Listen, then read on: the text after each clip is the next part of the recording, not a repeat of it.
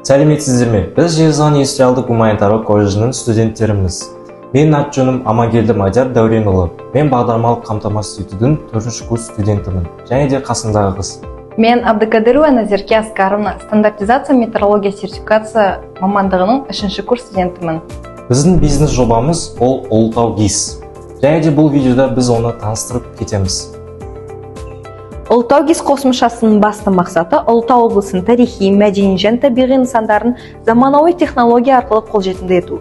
Интернетсіз жұмыс жасайтын мобильді платформалар арқылы туристер, зерттеушілер және жергілікті тұрғындар арқылы интерактивті навигация мен ақпарат ұсыну болып табылады.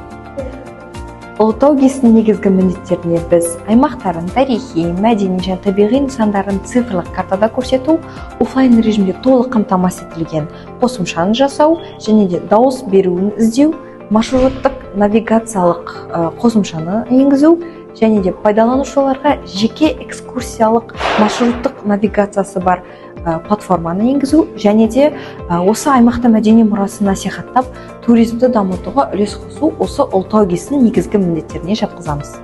Тағы да сәлем. Бұл Ұлытау ГИС жобасы. Біздің мақсатымыз Ұлытау облысының тарихи және табиғи нысандарын бір платформада біріктіру. Қазір бұл жай ғана интерактивті сайт. Ал болашақта біз оны толық офлайн режимде жұмыс істейтін мобильді қосымшаға айналдырмақпыз.